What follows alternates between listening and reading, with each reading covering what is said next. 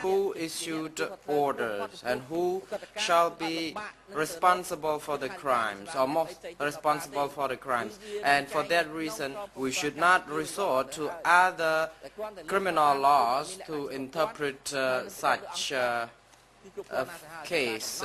We only need to look at the law available before us.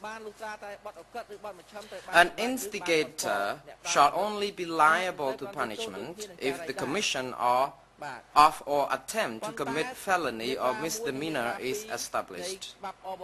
Articles 1 and 2 of the ECCC law and the response by the Office of Co-Prosecutors to the appeal brief by the Defense Counsel, the co-prosecutors indicated that there is no provision binding it to prosecute perpetrators of security centers all across the country. For that reason, we can conclude that perpetrators do not fall within the jurisdiction of this particular tribunal.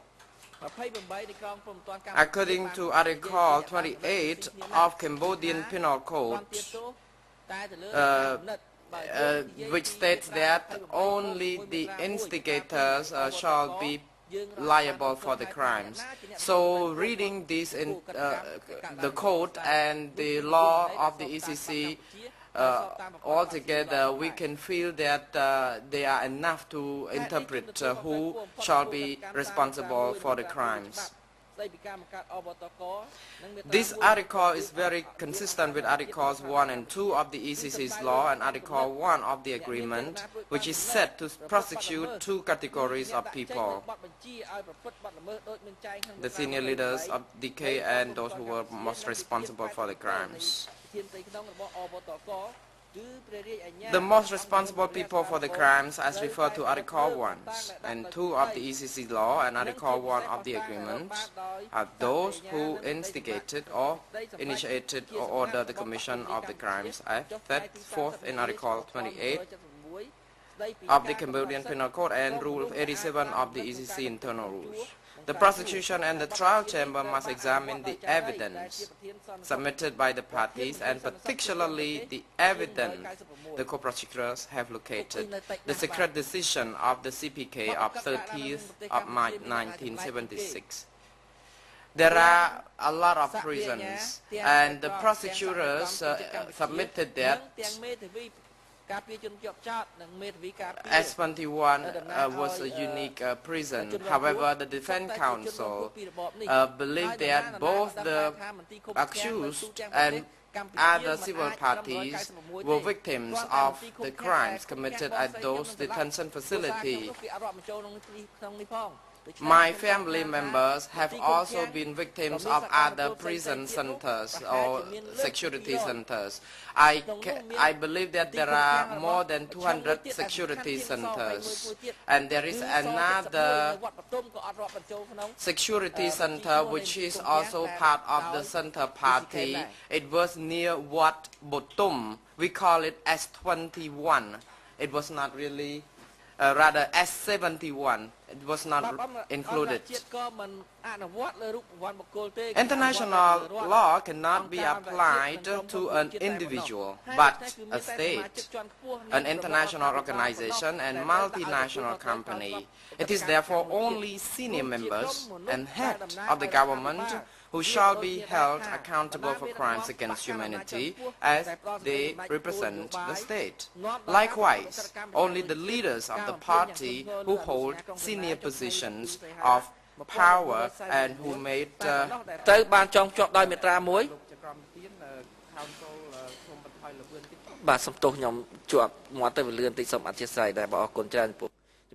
Council, thank you for reminding. Actually, I was rather fast because we had much to say during the time limit.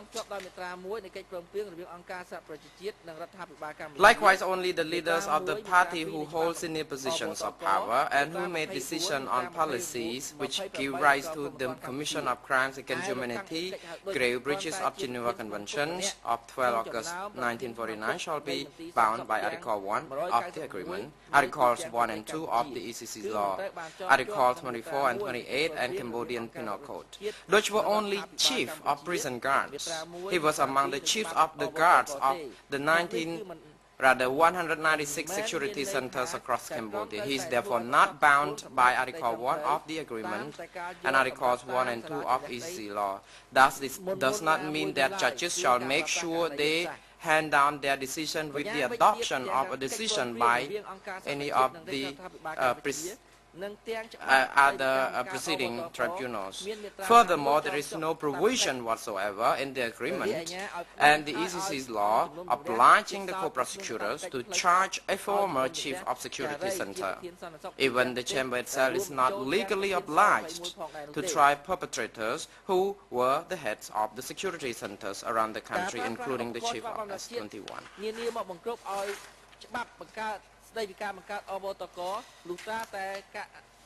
The applications of international laws can only be resorted to when the laws in Cambodia are not enough and that they must be consistent with the tradition of the law being in use.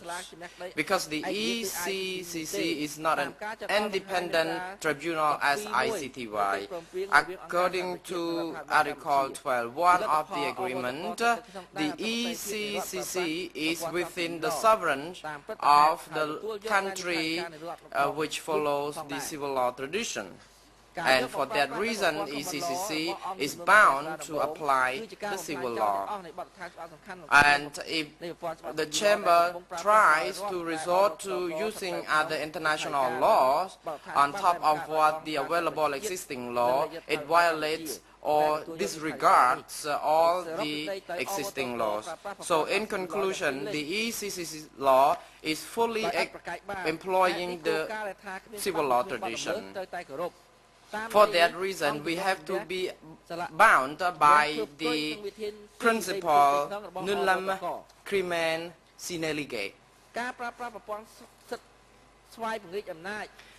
The exercise of power expansion by the chamber violates the Cambodian Constitution, Cambodian Penal Code concerning the exercise of power by the judges, and that only the Constitutional Council is obliged to interpret the law, not the judges themselves.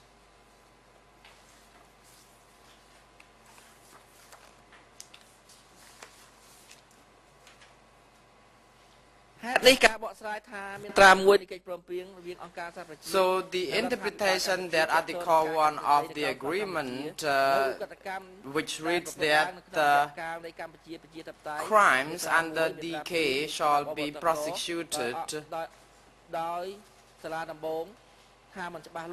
and that the trial chamber indicated that the definition itself is not clear, that it had to resort to the interpretation or decisions made by ICTY and ICTR.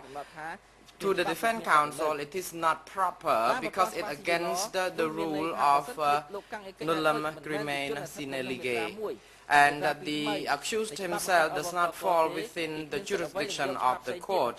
And since there is no law applicable can be sought to prosecute the accused, there is no other law that can be used in this context.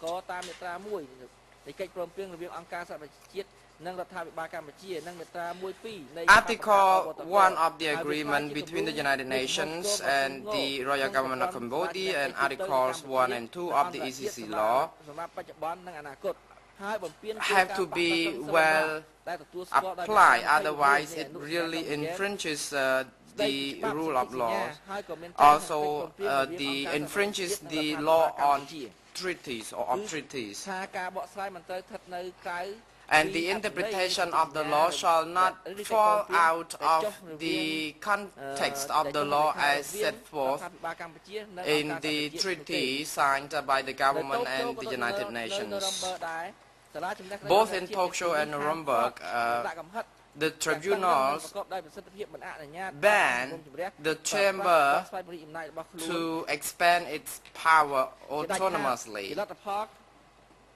And as a result, these tribunals strictly obey the rule by not allowing judges to expand its exercise of power or discretion. For example, after all, they did not really bring to trial other forces during the war, although a lot of people were killed under the forces. The criminal jurisdiction under ICTY and ICTR is not different from this court. And at that tribunals, there has no personal jurisdiction against individuals because the crime were committed from political ideology. However, at the ECCC, personal jurisdiction has been well established, and that the purpose of the establishment of the extraordinary chambers and the courts of Cambodia is to prosecute senior leaders of the Khmer Rouge and those who were most responsible for the crimes. So the application of international instruments, for example, customary laws, is against the ECC law.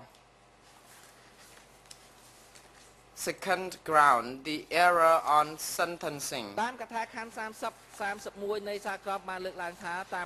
Paragraph 30 and 31 of the judgment reads, so on and so forth. The just cogence, which is a general principle of international law, is de facto a norm which cannot be violated and from which no derogation is ever permitted. Every individual involved shall be punished regardless of privilege, social status, duress, or circumstance. Nonetheless, it is noted that in the ECCC has personal jurisdiction over an individual. It is noted in the preamble part of the agreement between the United Nations and Royal Government of Cambodia that the General Assembly of the United Nations, in its resolution 57/228 of 18th December 2002, recalled that the serious violations of Cambodian and international humanitarian law during the period of democratic Cambodia from 1975 to 1979 continue to be matters of vitally important concern to the international community as a whole. Whereas in the same resolution, the General Assembly recognized the legitimate concern of the government and the people of Cambodia in the pursuit of justice and national reconciliation, stability, peace and security. And whereas the Cambodian authority have requested assistance from the United Nations in bringing to trial senior leaders of democratic Cambodia and those who were most responsible for the crimes and serious violations of Cambodian Penal Code, international humanitarian law, and custom and international conventions recognized by Cambodia that were committed during the period from 12 April 1975 to 6 January 1979. The preamble expressly states that there are only two categories of people who shall be brought to trial, although the universal principle contemplates prosecuting anyone who has committed any of the aforementioned crimes in the preamble. The United Nations task is therefore limited to assisting Cambodia, and that the trials shall be compliant with Cambodia and international customary law, not the common law. This tribunal is not bound by the common law, the civil law principle of nullum crimen sine lege, or no crime without law, is always applied in accordance with the existing national and international laws. Since the ECC's law observes the prosecution of only two groups of people, no one is authorized to seek a supplementary decision from any other judges to enable them to define the personal jurisdiction other than from those at the ECC. I'm very sorry for speaking that fast because of time constraints.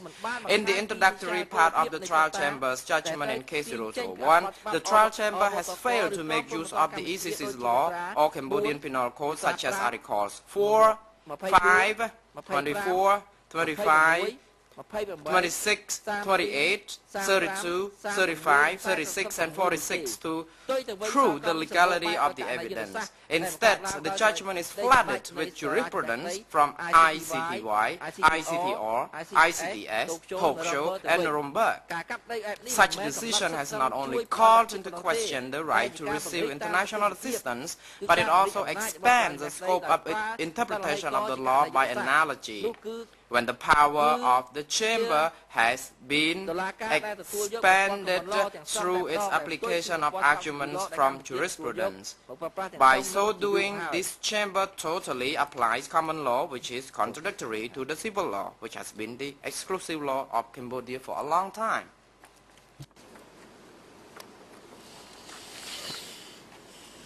អំពីផុសតាងដោះបន្ទុកដែលមិនទាន់យកមកបង្ហាញដោយអង្គជំនុំជម្រះរបាយការណ៍ដែលទី1របាយការណ៍ដែលផ្ដល់ដល់អ្នកជំនាញការ Greg Edison The report by Mr. Craig Etchison has been placed in the case file, but the evidence itself has not been brought before the trial chamber during the trial hearings.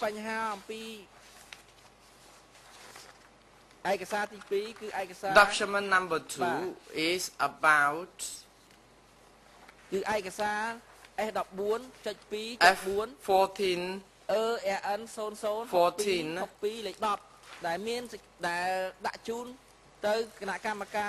or ERN 00626210. This document was submitted to the UN Commission of Experts, prepared by DCCAM expert. In that statement, Kang Gek-il was the chief of San Tebal, or the prison's guard, and those who were most responsible for S21 were Son Sen and Pol Pot. According to the transcript of the hearing and the statement by the experts, before the co-investigating judges and co-prosecutors, Kang Gek-il alias Dutch made it clear, and also according to the report of Dr. Krajason, it stated that Nuon Chia was also involved in overseeing S21. Kang Gek-il also indicated to me that Nuon Chia told him that the genuine chief of S21 was Nuon Chia himself, not Dutch, and because Dutch actually at one point challenged the interrogation of the prisoners at S21, and that incident prompted Nuon Chia to claim that Nuon Chia himself was the chief of the vicinity, and that he said that you, Dutch, were not the chairman of S21. This incident happened when Son Sen was transferred to the battlefield, and that Nuon Chia, rather, was his successor, I mean Son Sen. And Nuon Chia made it very clear before Dutch at that moment, as Dutch indicated. By conclusion, I would like to submit that the judgment by the trial chamber has been rendered from erroneous ruling concerning personal jurisdiction over the accused, because the chamber has failed to review exculpatory evidence. There is another piece of evidence to prove that exculpatory evidence has not been subject of the debate before the chamber. According to the statement by the judicial police, Mr. Bastin, who indicated that co-investigating judges Marcel Lemond and Mrs. Anna Austin ordered or advised their colleagues not to investigate exculpatory evidence. It is a very stupid act by them, and it's really against the due process, because the co-investigating judges shall investigate exculpatory and inculpatory evidence, and these pieces of evidence shall be presented before the chamber. These are the subject of our argument, and that why our client does not receive fair trial. Thank you, Your Honors. The President. Next, we would like to proceed with the co-rapporteur judge to put any questions to the defense counsel should they wish to do so.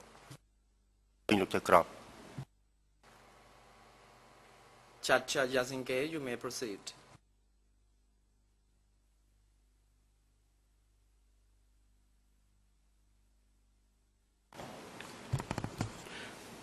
Mr. Kha Saviut, Mr. Kha Saviut, Defense Counsel, may I have your attention, please? Right. Your main argument is that the jurisdiction of the ECC is limited to senior leaders of the Democratic Cambodia who are most responsible. Right? That was your main argument. Now, what is the legal basis on which you said that the senior leaders of Democratic Cambodia and those who are most responsible should be read conjunctively instead of disjunctively? Because your main argument is that the jurisdiction of the ECC is ousted on the basis that you are not a senior leader of the Democratic Cambodia.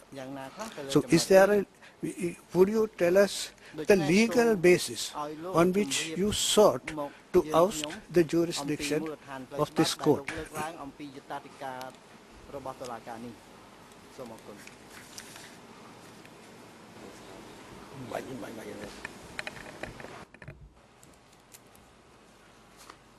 Counsel Kasavut.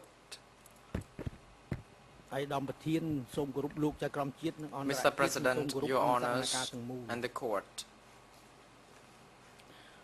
To respond to your inquiries and regarding this tribunal, Article 1 states that only senior Khmer Rouge leaders and those who were most responsible for the crimes shall be prosecuted. And this piece of document, as I indicated, is the ground. And this document has been from the party center, from Pol Pot, the decision made by him. So the standing committee of the party center issued the decision, and the details of which can be found in this piece of document. So the senior leaders of the DK were the standing committee, 7 people, and include another 3 and I think we have already submitted in our submission these names of people involved. During communist regime, the party ruled the country, leads the country, and we people had to be to abide by the party's rule. This means that the DK order or rule that people within and outside the rank can or could be smashed. So the standing committee issued or rendered power to 4 groups of people to smash. For example, there were 7 zones, and the secretary of each zone is liable for committing for smashing within and outside the ranks. And number 2, the office surrounding the center. So Office 870 and its secretary was in charge of this execution of the order. The president interrupts. Mr. Counsel, actually the document has already been put before us. The question before you is more about whether the term, the language senior leaders of Democratic Cambodia and those who were most responsible should be read disjunctively instead of conjunctively. And if so, would there be any other laws that you can really refer to? And you already indicated that Article 1 of the ECC law as a reference, but would you wish to refer to other laws? And please be brief. Council Kasabot, I think I have already made it clear, according to Rule 11 bis, concerning the jurisprudence of ICTY, concerning the interpretation regarding senior leaders. Senior leaders here refer to those who have high positions, de facto and de jure, holding the power that can be regarded as the senior leaders, not the middle level people. So I am referring to Article 11 bis of the international jurisprudence, Your Honors. Counsel, you would observe that in the middle there is the word "and." Senior leaders of Democratic Cambodia and those who are most responsible. It is in view of the presence of the word "and" that I asked whether this expression should be read conjunctively or disjunctively. So without referring to documents, would you give us a legal basis, please?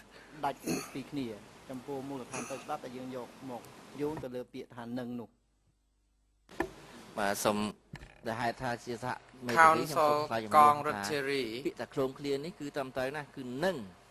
Your Honors, to respond to this, we fully agree that the conjunction "and" is well used, which means even those who were most responsible for the crime shall be prosecuted, and that we look at the mens rea of the person who committed the crime. Those who only hold the senior position could issue order, and that people at a lower rank could not really make any decision to kill people. That's why such people would be subject to the orders. And in the ECC law, the expression, the language has been well framed that senior leaders of the DK and those who were most responsible. So people who were most responsible for the crime should be separate from those senior leaders. Say that again, Mr. Counsel. Say last. Your last statement.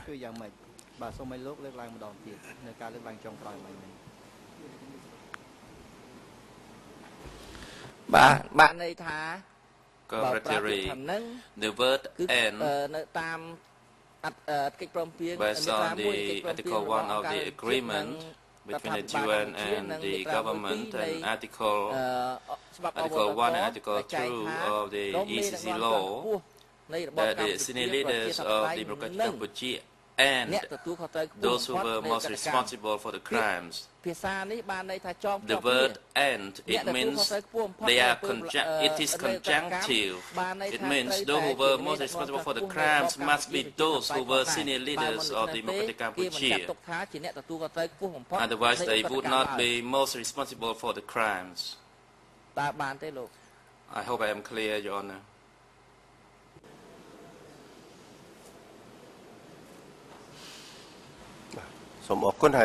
The President, thank you for your clarification. It is now appropriate for the adjournment. The court shall resume at 1:30 p.m. this afternoon. The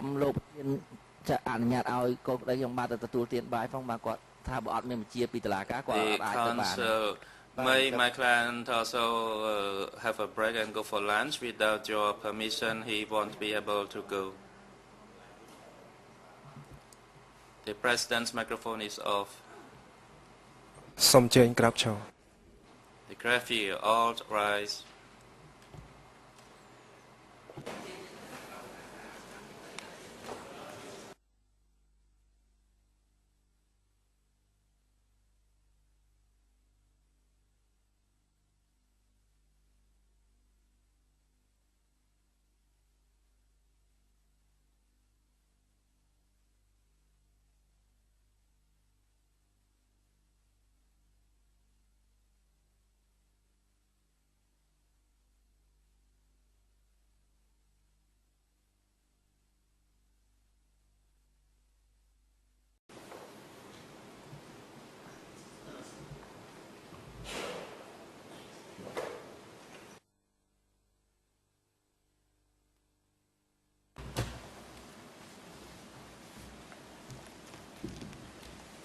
The President, please be seated.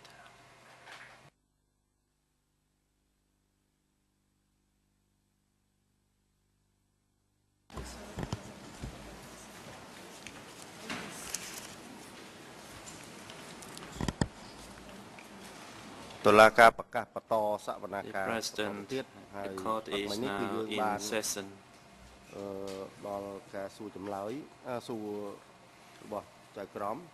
This morning when we adjourned, it was when the judge asked questions through the co-counsel for the accused.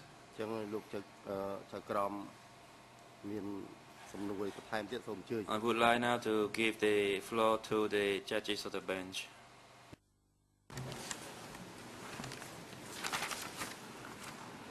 Mr. Concrete Theory, you mentioned that that there was violation of international customary laws. How would you explain, or where would you see this violation of the international customary law?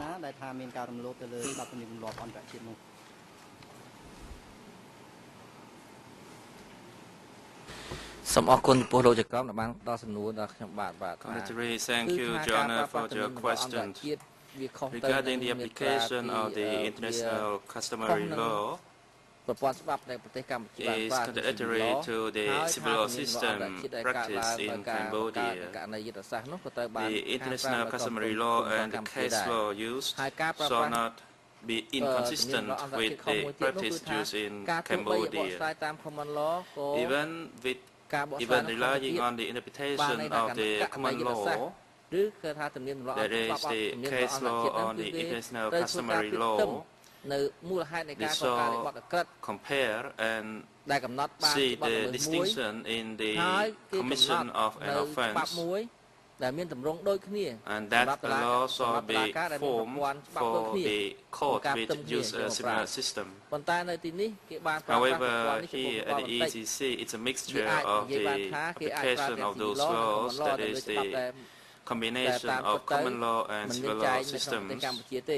And therefore, the application of the international or customary law, which is a violation, is that they do not examine the existence of the offense. If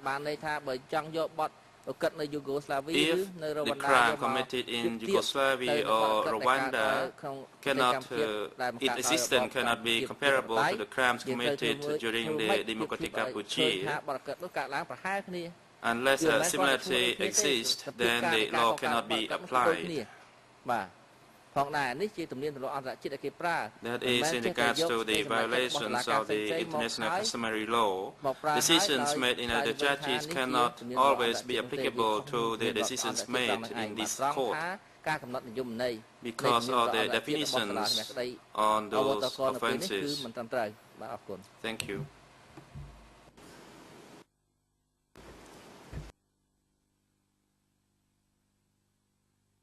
Mr. Ka Savyut, may I ask you, suppose we are to hold that the appellant is not one of the senior leaders of Democratic Cambodia, but he is one of those most responsible for crimes committed during 75 and 79. What would you say, or how would you explain that, or what would be your defense that he was not one of those most responsible? I ask you this question because when you are talking about those who are most responsible, there can be degrees of that responsibility. So whether the conduct of others outweighed your responsibility, could you elucidate on that point, please?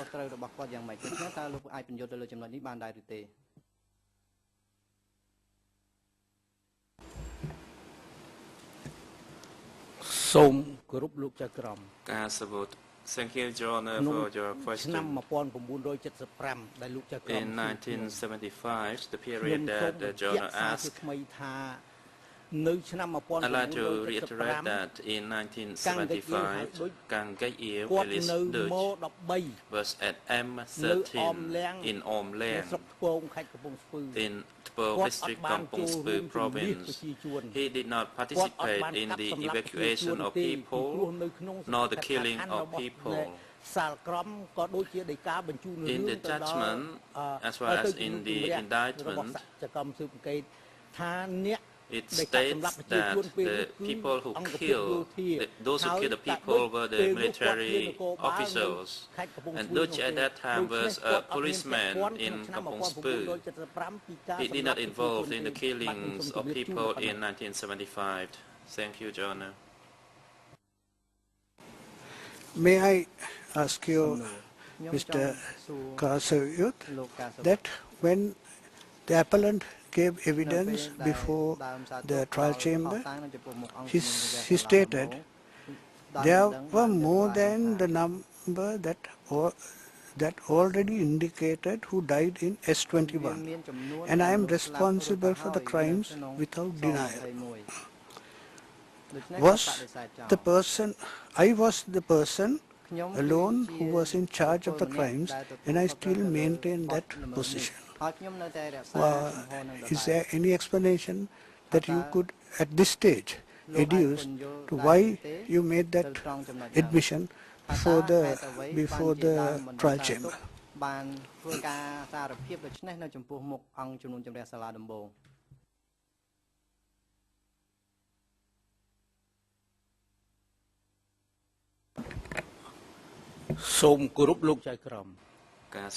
Thank you, John. What I raised in my oral submission this morning, that Duch is a perpetrator because those prison chiefs of 195 prisons are considered perpetrators and fall outside the jurisdiction of the ECCC.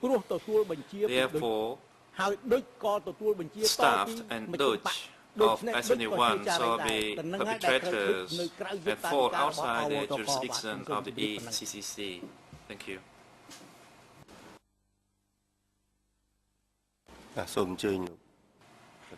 The President, you may now proceed. Judge Sam Serivut. I have a question to the co-lawyers of the accused. In Part B of the paragraph 109 of the document F14, and during the hearing this morning, you request the Supreme Court chamber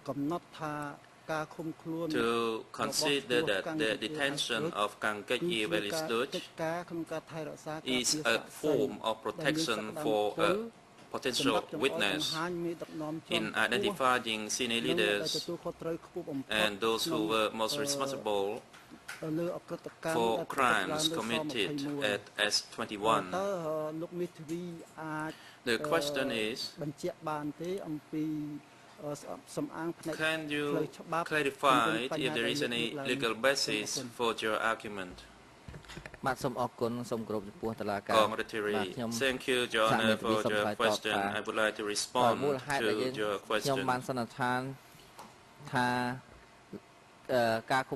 Our submission requires that the detention shall be considered as a form of protection for a potential witness because Doge was arrested and detained illegally by the government.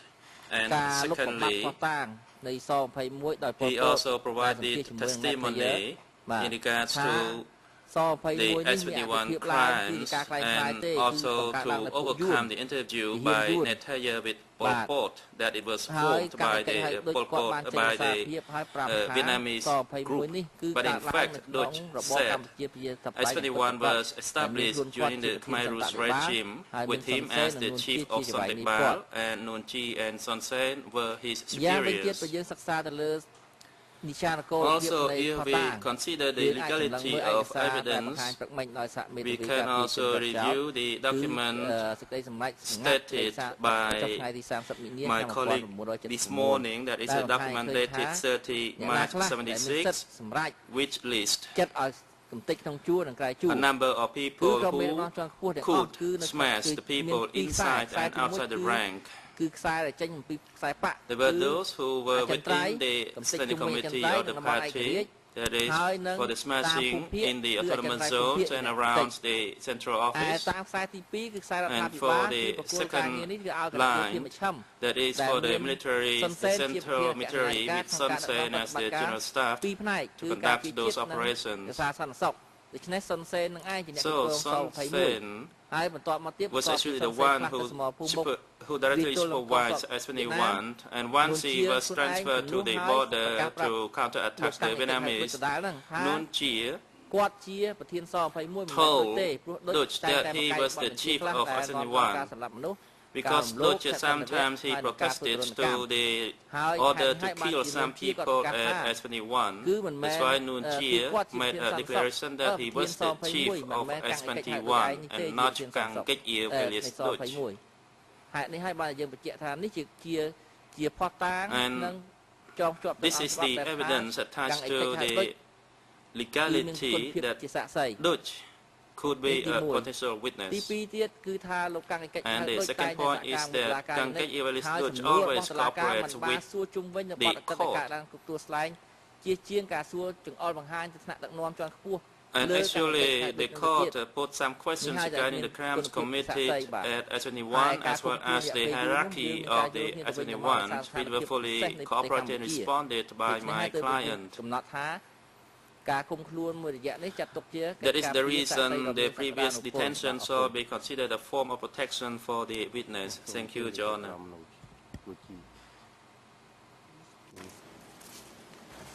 I have one question to the Defense Counsel. In your argument in this morning session, you emphasized that the accused was not a senior leader and he was instead in a position to receive orders from his superiors. I would like to ask you your observation on Article 29 of the ECCC law. In the second sentence of Article 29 of the ECCC law, it says the position or rank of any suspect shall not relieve such person of criminal responsibility or mitigate punishment. In the fourth sentence of the same provision, it says the fact that a suspect acted pursuant to an order of the government of Democratic Cambodia or of a superior shall not relieve the suspect of individual criminal responsibility. I would like to ask the defense counsel to clarify how your present position could reconcile with these provisions. Thank you.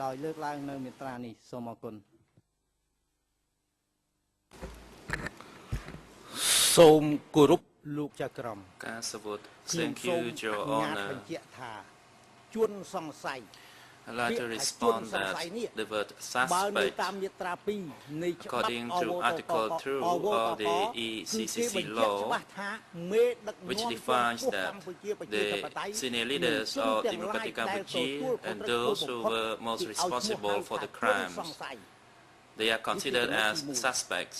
That is point number 1, Your Honor. ដែលថាអ្នកដែល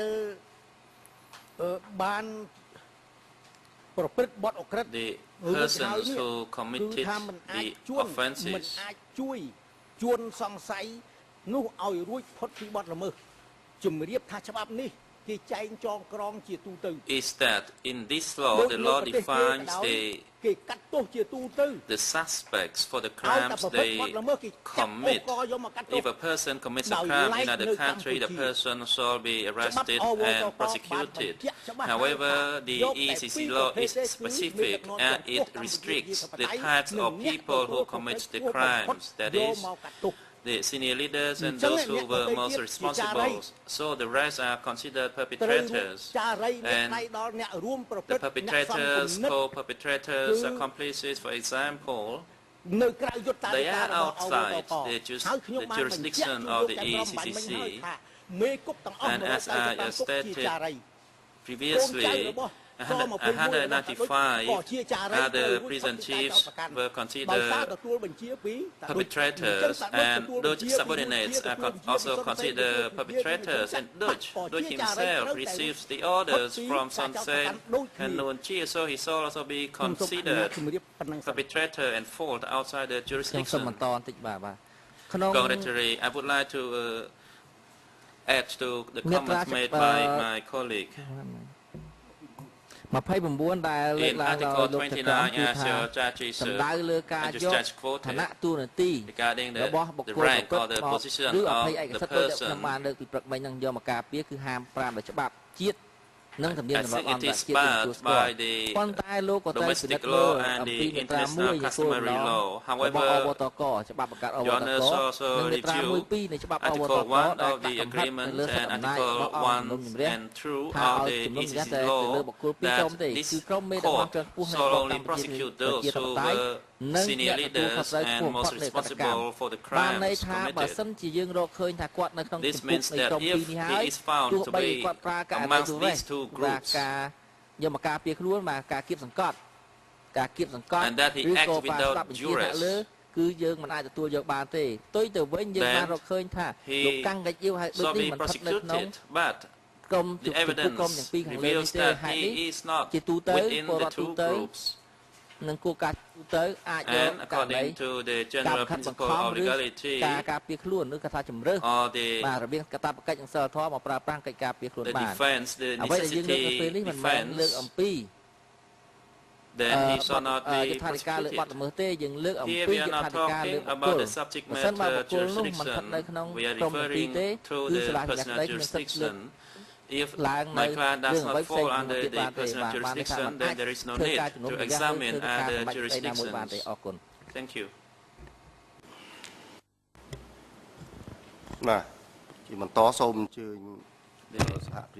President, I would like now to give the floor to the co-prosecutors to respond to the oral statement made by the defense team.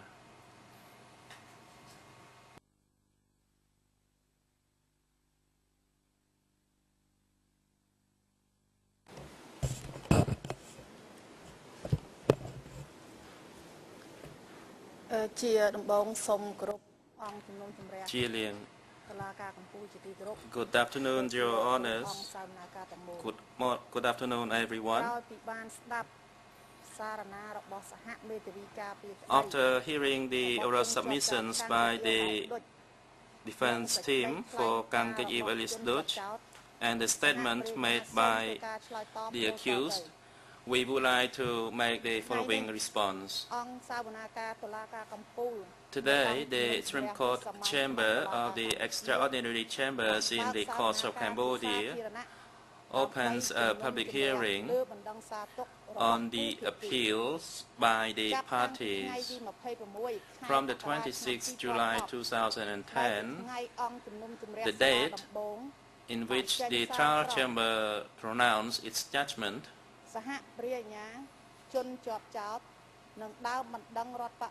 The defense team and the civil party lawyers appealed against the judgment of the trial chamber. The co-prosecutors filed our brief on the 13th October 2010, and the defense team filed their brief on the 18th November 2010.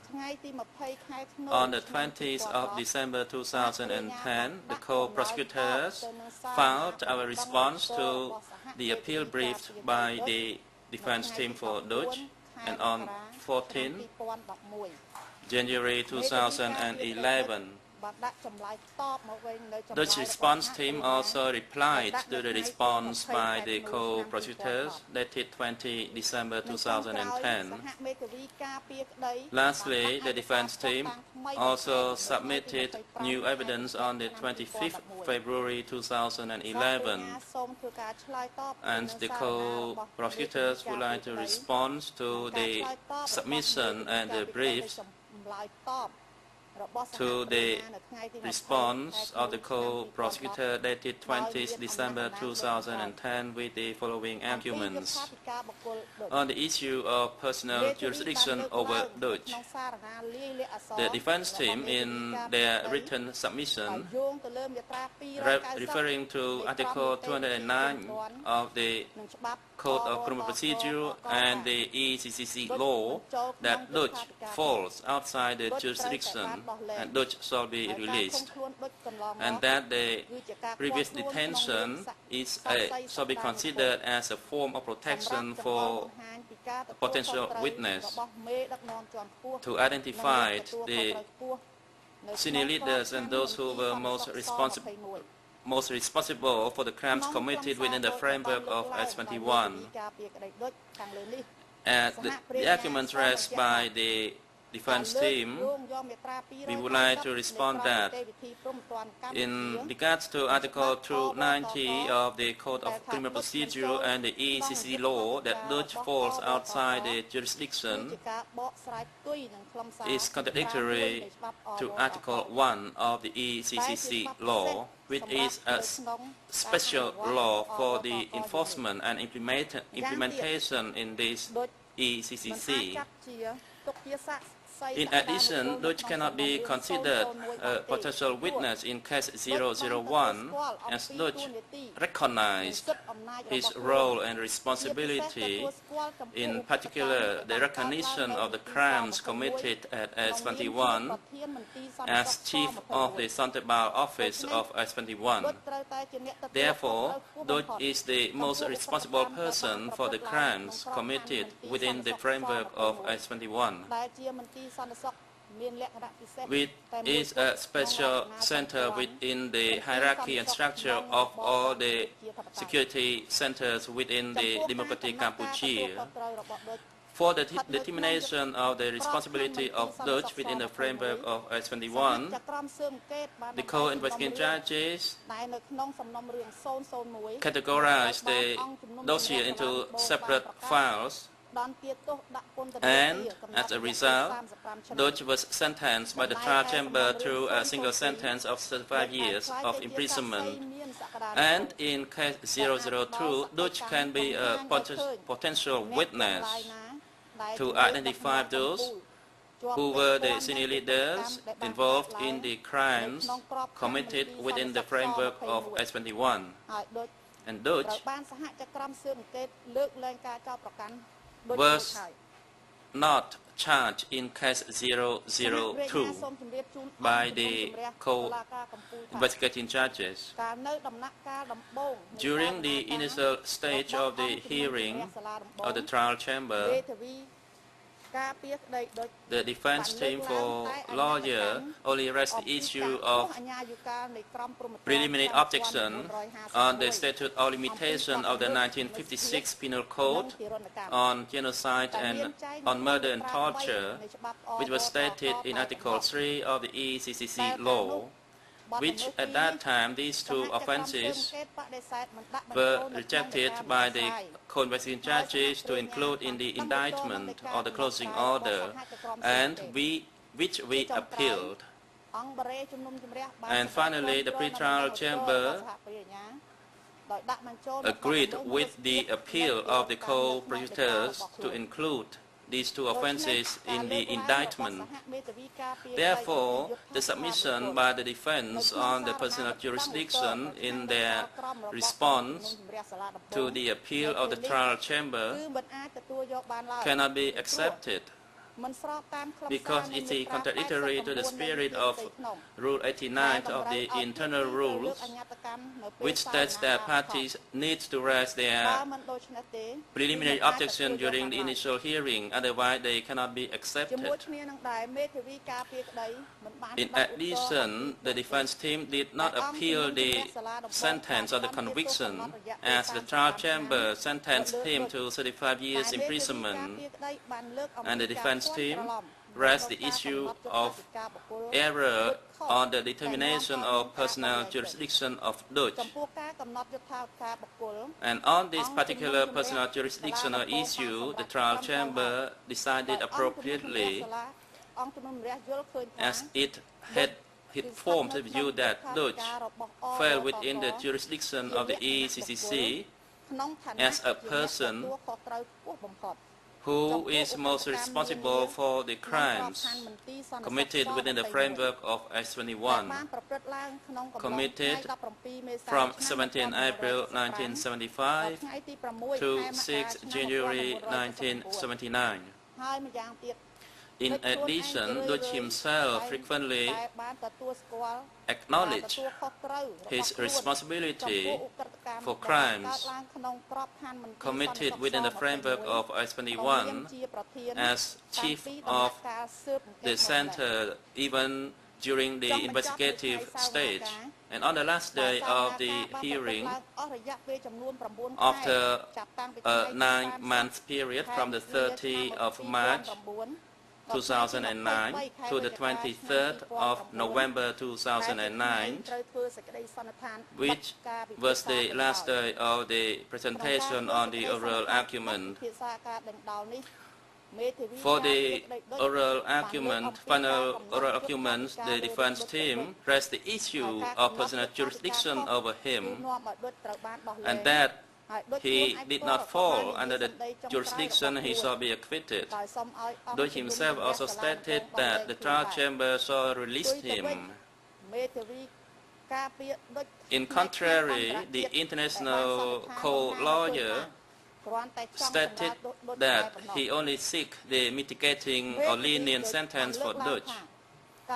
Dutch defense team raised that the objection raised by Judge Lavange in the conviction, which shall not be more than 30 years, indicates that the trial chamber cannot find sufficient vote on the determination of jurisdiction over Dutch.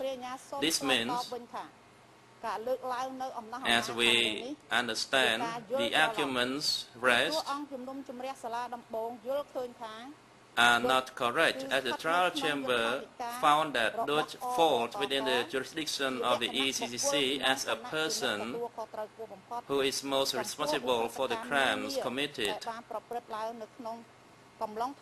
from 17 April 1975 to 6 January 1979 within the framework of S21. However, in fact, Judge Lavench and Judge Cartwright objected to the application of the 1956 Penal Code, which is stated in Article 3 of the ECC law on murder and torture.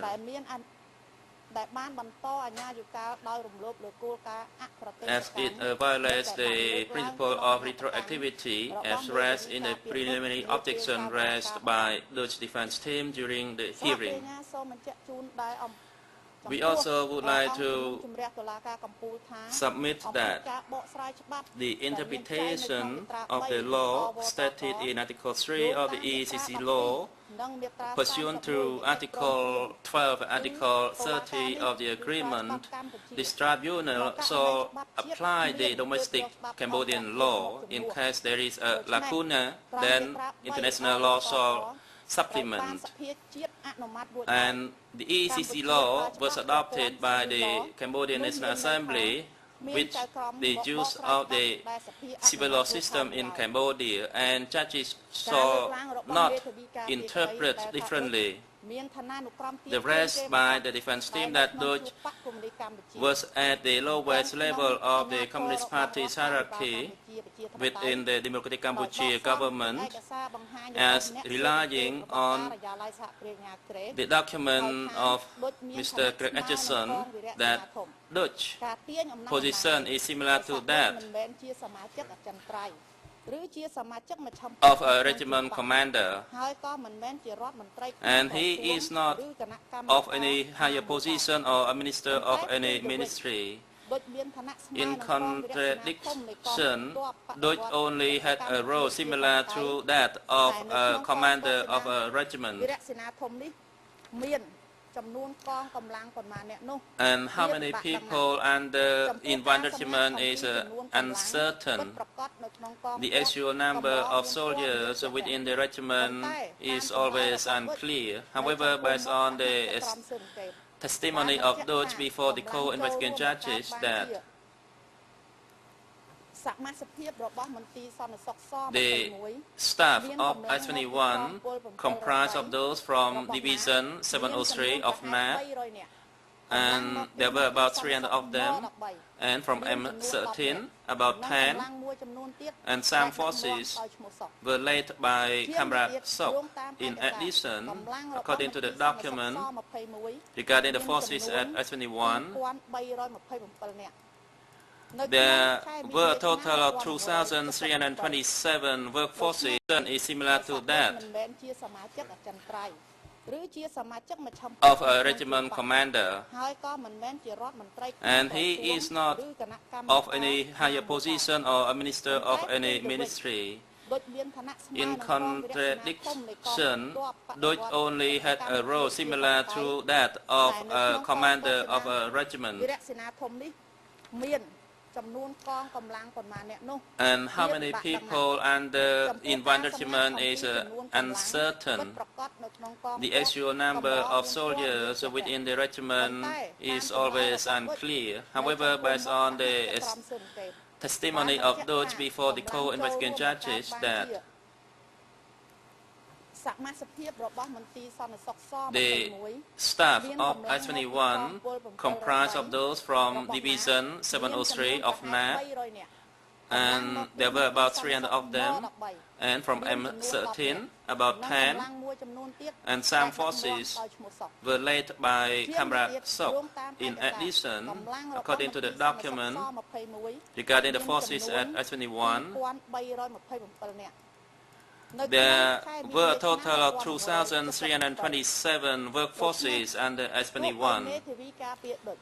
Even if Dutch raised the issue that Dutch was at the lowest rank, Dutch supervised the effective operation of I-21.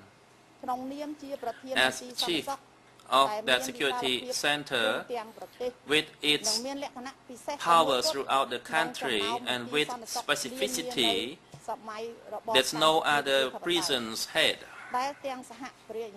And the co-investigating judges as well as the co-prosecutors and the trial chambers, all held the view that he falls under the jurisdiction of the ECCC as a person who is most responsible for crimes committed from 17 April 1975 to 6 January 1979 as chief within the framework of S21. By considering all the facts and the specificity of S21. Before the trial chamber issued its judgment on the 26th of July 2010, the trial chamber had conducted the proceedings, including the initial hearing where parties were allowed to raise the matter of preliminary objection as set forth in the internal rules. The full substantive hearing lasted for 6 months, starting from the 30th of March 2009 through the 17th of September 2009. Parties had 3 months to make their oral closing statements, and the final hearing was conducted on the 23rd of November 2010, and the judgment was pronounced on the 26th of July 2010. Dutch was arrested and sent before this chamber on the 31st of July 2007. He himself and his lawyers had been participating in the procedures before the co-investigating judges, including participation in the questioning of the accused, the reenactment at the killing fields, Trường Ác, and S21 vicinity or Tuol Slang, and the confrontation or adversarial hearings. These procedures were conducted following the more than 1 year of investigation. And finally, the co-investigating judges issued a closing order on the 8th of July 2008. Through the entirety of the investigation phase, the defense counsel for the accused failed to submit any request for investigative action on the determination of personal jurisdiction over Dutch by calling Nuon Chea, summoning Nuon Chea as the person who was superior than Dutch, although the defense claimed that so in their submission. Further than that, during the procedures or proceedings, especially during the initial hearing, the defense counsel could have raised the matter of preliminary objection on personal jurisdiction rather than on the statute of limitation of the Penal Code of 1956. Also, the defense counsel, the national and international defense counsel, acknowledged several facts proposed by the prosecutor that the accused himself also acknowledged the responsibilities of crimes committed at S21. It is therefore the defense counsel fails to exercise the right to make sure the accused exercise his right properly from the very beginning during the investigation phase, as envisaged in the internal rules, and also before the Supreme Court chamber. Because according to the rule, parties are allowed to raise preliminary objection during the initial hearing. Before us today, during this Supreme Court chamber, the preliminary objection is the subject matter for discussion, and the matter is about the personal jurisdiction over the accused, which is against the internal rule. Therefore, the prosecutor would like to request that such a submission be rejected. Defense counsel for the accused maintain its position concerning the interpretation of the message of Rule 87 and Rule 89 of the internal rule. According to Rule 89, the preliminary objection matter shall be raised during the initial hearing. And according to Rule 87 of the internal rule, parties are allowed to present evidence during hearings. In order to ensure that the accused is acquitted, defense counsel must prove or must produce the exculpatory evidence as charged in the closing order or the judgment of the trial chamber, not raising this after 9 months after the proceedings of the trial chamber. This really has harmed the harmony of the internal rules of the ECCC. Above all else, the defense counsel made the final conclusion in relation to the preliminary objection by referring to the practice at national level. This is not correct because the defense counsel made the final submission, but in their submission they should not or shall not make or raise any matter of preliminary objection as according to Article 344 of the Criminal Procedural Code, which states that preliminary objection shall be raised during the substantive hearing, otherwise it shall be rendered inadmissible.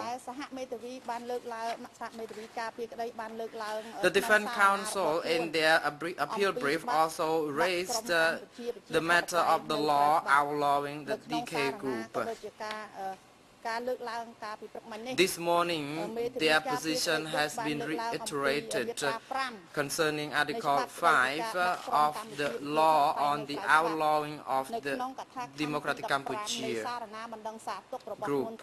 In its appeal brief, paragraph 5, it states that the law allowed the Khmer Rouge soldiers 6 months to surrender and come to the to integrate with the government.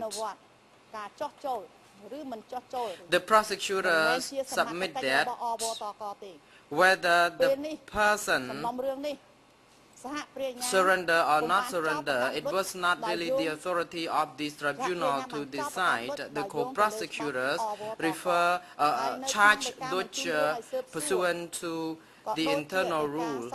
In the introductory submission and the final submission and the indictment or closing order by the co-investigating judges, there were no relevant to the facts regarding the law outlawing the DK group. So the defense counsel raised these matters which are opposing, which is different from the facts at issue. We therefore request that the Supreme Court chamber reject such matters being brought before this chamber.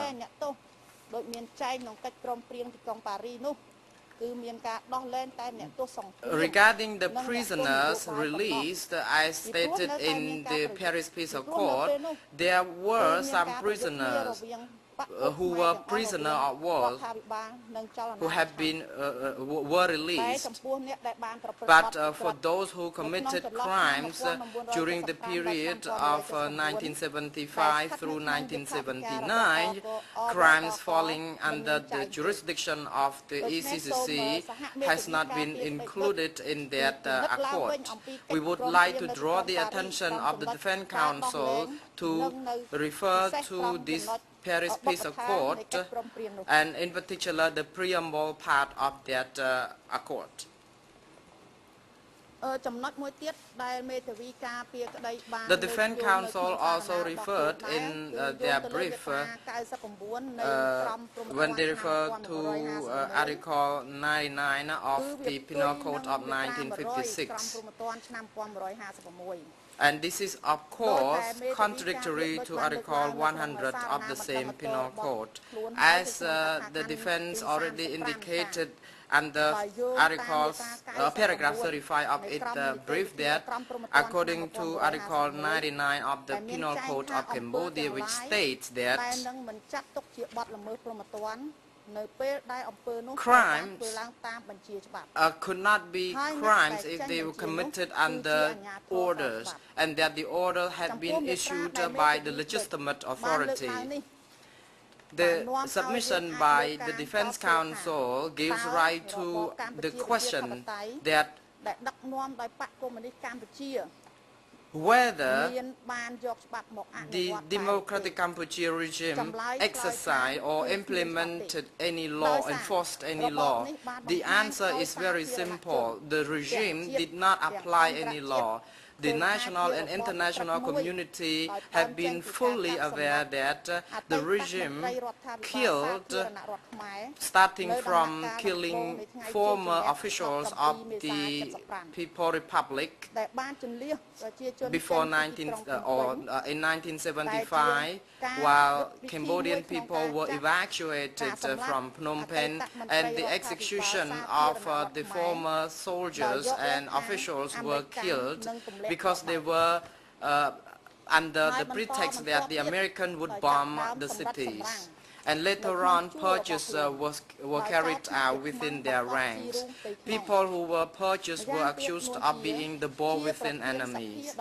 The Nuon Chea was the president of the People Assembly, and everyone is familiar already that the Assembly is the body to make the law. However, at that time, the People Assembly did not really enforce or make any law, but they really followed the rules and orders of the DK regime. S21 was established by the DK for the purpose of smashing all the enemies of the regime. Civilians were arrested as well as soldiers also who were caught outside the battlefields were detained. Deutsch indicated that he did not want to elaborate anything on that, even though the Khmer Rouge regime the Khmer Rouge regime had its legitimate seat at the UNs, but later on the Khmer Rouge regime itself has been known by the world that the regime without any law and a criminal organization.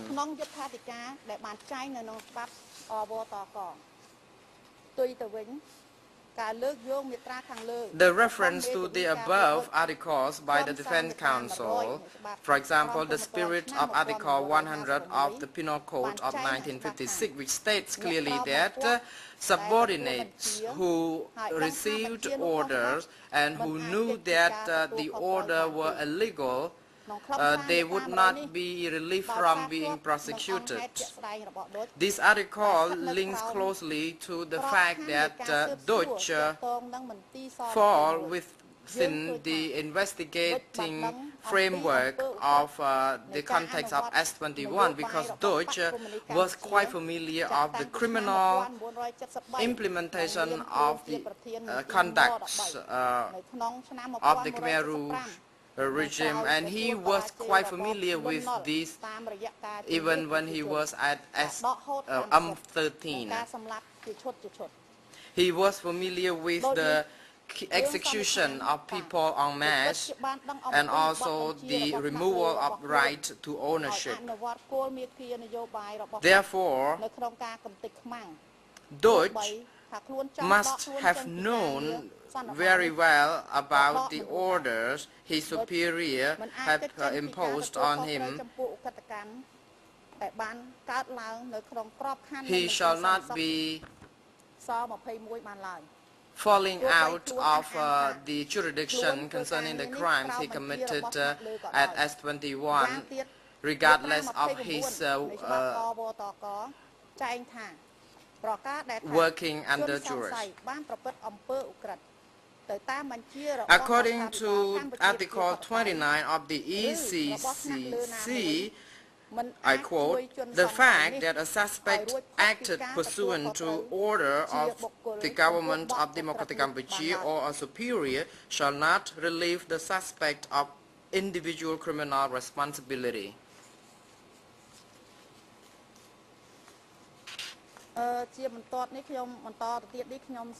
Your Honors, I would like now to proceed further, but would like to inform the Supreme Court chamber that we would like to refer to two documents regarding the Khmer Rouge prisons and the selected Khmer Rouge autobiographies. Since the chamber has already accepted the documents, the prosecutor would like to touch upon on this. We would like to submit that the policy by the Communist Party of Cambodia is to be implemented by the security center. And the security apparatus is the heart, or was the heart of the policy of the CPK in smashing the enemies and smashing those who perceived as enemy.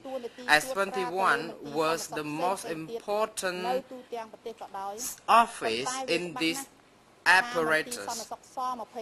Although evidence did not indicate that S21 played the role to oversee all other security centers across the country, but it is unequivocally clear that S21 was in the highest hierarchy in regarding the security center of the CPK, and it has a very unique characteristic. As the co-prosecutor already found some special characteristics as follows. For example, the S21 had to report directly to the center and to met directly with the standing committee as well.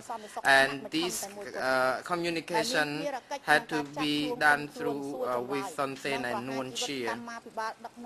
S21 was the only party center security office which was tasked with arresting, detaining, interrogating and executing cadres, senior cadres of the Communist Party of Cambodia within the Ministry, Committee and Revolutionary Army of Cambodia and from a zone and other places.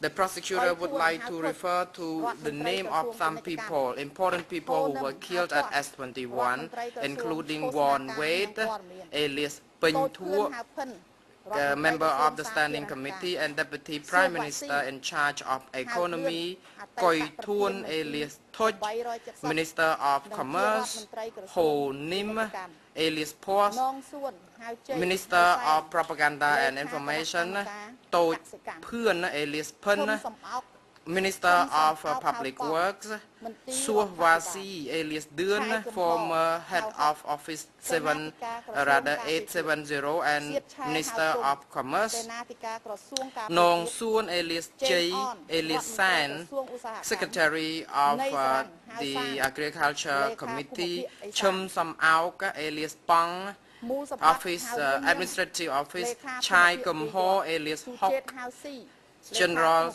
Staff of the National Defense, Siet Chai alias Tum, General Staff of the Ministry of Defense, Cheng On, Minister of Industry Ministry, Nay Saran alias San, alias Ja, Secretary of Northwest, Mool Sambat alias Ruh, Secretary of Northwest, Chuchet Eliasi, Secretary of the West, Tân Son alias Nyam, Committee Commerce, Source, No alias Chu, Kao Kumhut alias Sot, Chan Chakrai alias Prombat, Unlon alias Nat, Ung Sok, and Nyam Tho. These are the names of the senior cadres who were killed at S21.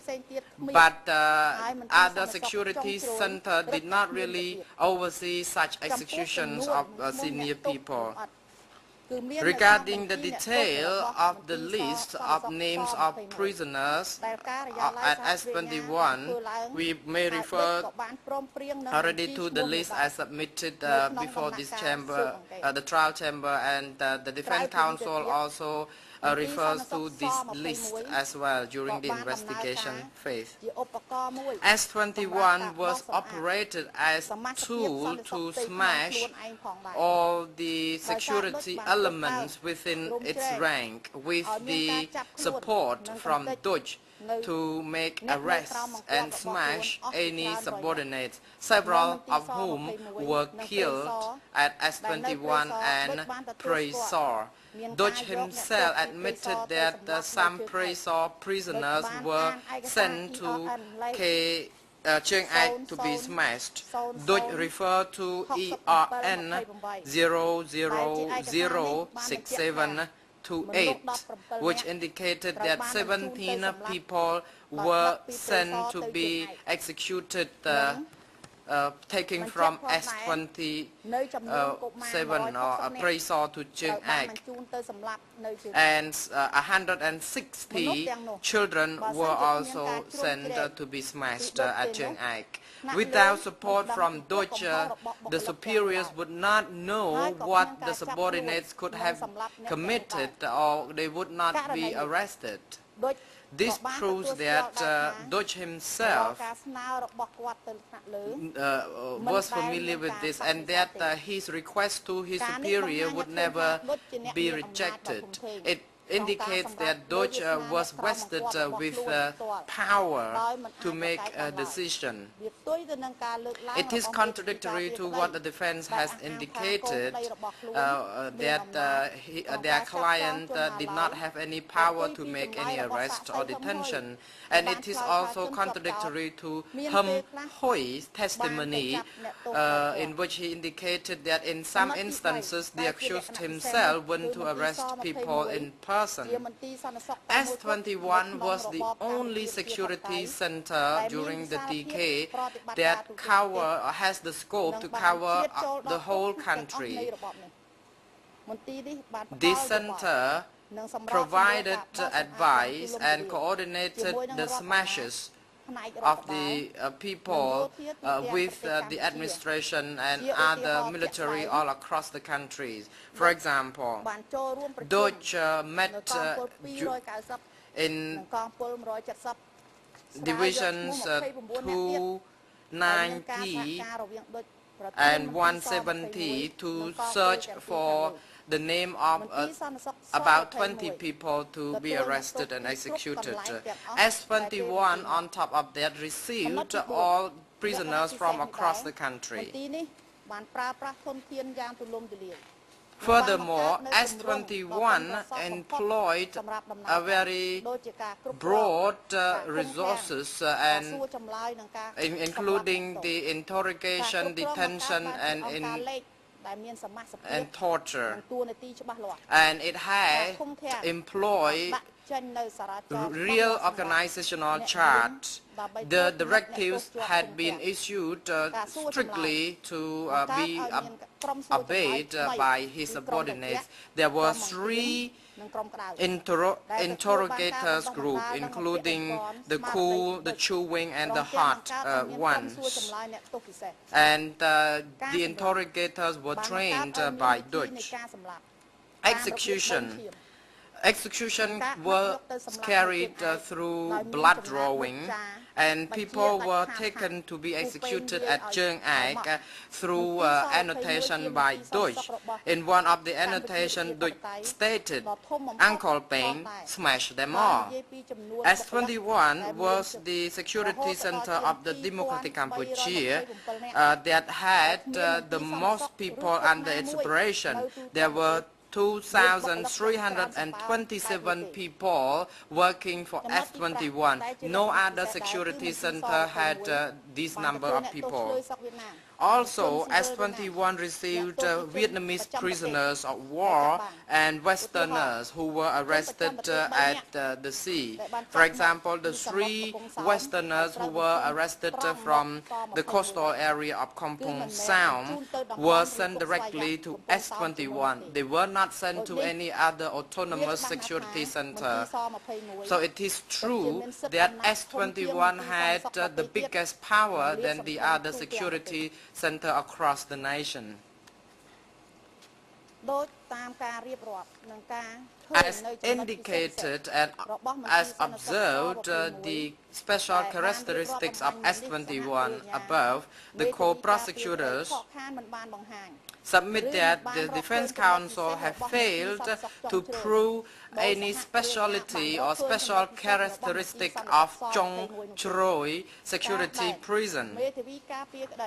The Defense Council indicated under paragraph 43 of their appeal brief that Chong Choroi was another important security center. It indicated that if Deutsch were most responsible for the crimes committed under the framework of S21, other security center would have been also charged or prosecuted. However, if it is according to the submission by the co-prosecutors that they had no bound to prosecute all the head of the security center all across the nation, I'm referring to the 195 security prison, then Deutsche should be also free. The prosecutors would like to draw your attention to the submission by the Defense Council with reference to the prison of the Khmer Rouge